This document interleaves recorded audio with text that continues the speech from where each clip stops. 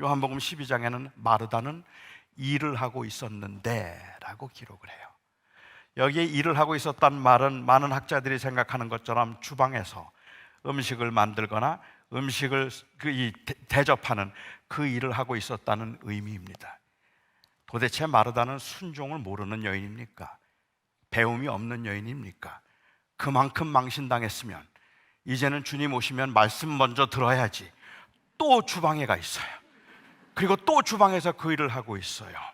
아니요, 마르다는 그렇게 이해하지 않았습니다.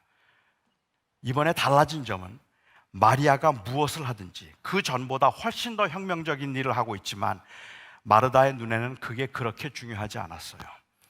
자기는 그냥 자기 일을 하면 되는 거예요.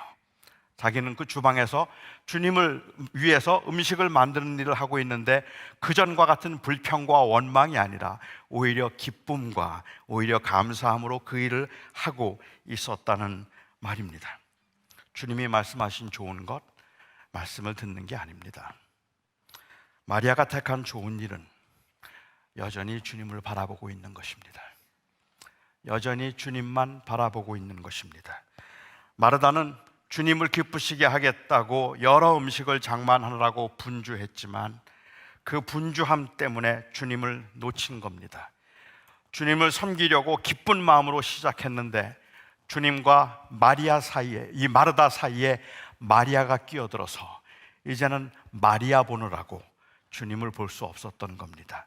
그래서 그는 그 기쁨은 불평으로 바뀌었고 원망으로 바뀌어서 주님을 섬기는 그 일이 이제는 기쁨의 일이 아니라 오히려 짜증나는 일이고 화가 나는 일이 되어버린 겁니다.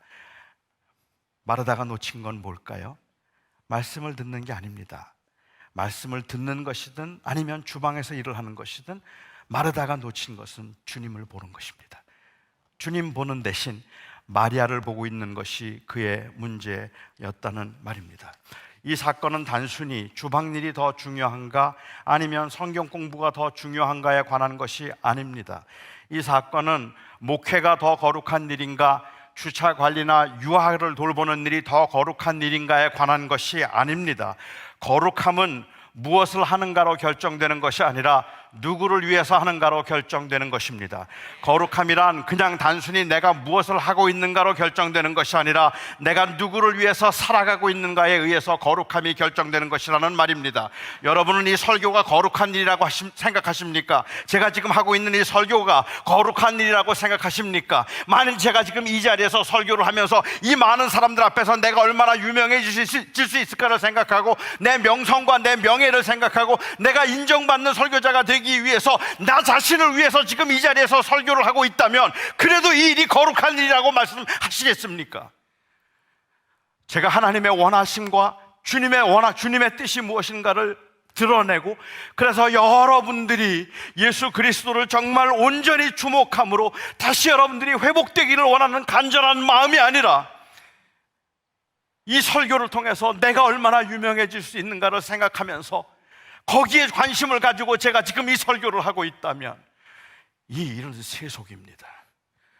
이 일은 거룩한 일이 아닙니다. 설교 자체가 거룩한 것이 아닙니다.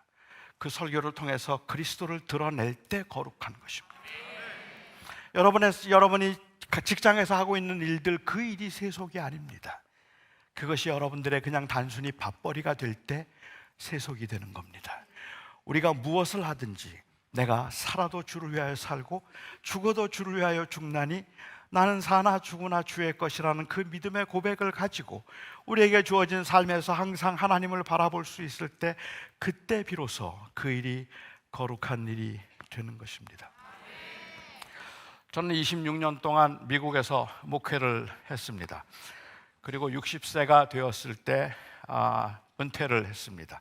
엄밀히 말하면 은퇴라기보다는 한 5년 됐는데요. 은퇴라기보다는 이제 목회 사역을 이제 마감하고 좀 다른 사역을 하고 싶었다는 게 조금 더 정확한 표현일 수도 있겠다는 생각이 듭니다. 제가 그렇게 목회 사역을 은퇴하고 난 후에 제법 여러 번 질문을 받았습니다. 목회할 때 가장 힘들었던 게 뭡니까? 라는 질문을 우리 후배 목사님들에게 종종 받습니다. 부족한 사람이 목회를 하다 보니까 안 힘든 게 뭐였냐고 묻는 게 맞을 텐데, 목회하면서 제일 힘들었는 게 뭐냐고 말하면 뭐 다 힘들었다는 말이 맞는 말이겠지만, 설교 준비도 힘들었고, 그리고 이 교인들의 그 관계를 회복하는 것, 교회 비전을 세우는 것, 뭐 아니면은 그 이 건강한 목회를 하는 것, 다 쉽지 않은 일들이었지만, 그 26년의 목회를 돌아보면서 가장 힘든 게 무엇이었는가 묻는다면, 지금 이 시간에 여러분들 앞에 제가 할 수 있는 고백은 주님만 보는 게 제일 힘들었습니다. 주님만 보는 게 너무 힘들었습니다. 제가 목회를 하면서 언제 울었나, 언제 웃었나 생각해 보면, 목회가 사람들이 나를 인정해 줄 때 웃었고, 사람들이 나를 인정해 주지 않을 때 울었습니다. 내가 언제 제일 힘들었는가 생각해 보면, 내가 하는 일들이 진보가 있고 열매가 있을 때, 그때 나는 좋아했고, 그리고 또 그 자리에 별로 열매가 보이지 않으면 섭섭해하고 원망했습니다. 목회 중에 힘든 일이 생기면 그 힘든 일 때문에 저는 주님을 보지 못했습니다. 목회하는 중에 성공과 부흥을 보면 그 성공과 부흥 때문에 저는 주님을 보지 못했습니다. 제 경우에는 가장 큰 문제가 저의 교만이었습니다. 저는 제가 나름대로 열심도 있고, 그리고 나름대로 잘 준비하고 성실하게 목회를 한다고 생각했고, 나름대로 순수하게 목회를 하겠다는 그 이 열정으로 목회를 한다는 자부심도 있었습니다. 비록 제가 장애를 가지고 있기는 하지만, 그래도 나름대로 누구보다도 나는 열심히, 그리고 누구보다도 성실히 목회한다는 그러한 자부심이 저에게 있었어요. 그런데 아무도 나를 도와주지 않는 것 같았어요. 혼자 이렇게 하는 것 같고, 나를 도와주지 않는 것 같고, 특별히 제가 바쁘거나 분주하거나 뭔가를 더 하고 싶을 때는 아무도 나를 제대로 도와주지 않는 것 같아서 자꾸만 화가 나고 자꾸만 섭섭했습니다. 제 눈에 자꾸 마르다가 보이는 거예요. 다 마르다 같아서. 그래서 너무 섭섭해서 화를 내기도 하고 낙심되기도 하고, 그러다가 조금 인정받는다 싶으면 마치 제가 열심히 한 것에 그 이 인정을 받는 것 같아서, 그래서 또 그것을 은근히 자랑하기도 했습니다. 저는 저의 시선이 그리스도에게 고정된 것이 아니라 어쩌면 제 목회의 성공과 그리고 또한 그 인정에 목말라 있었기 때문에 원망도 많았고, 또 다른 사람들에 대한 섭섭함도 많았지 않았을까라는 생각을 합니다.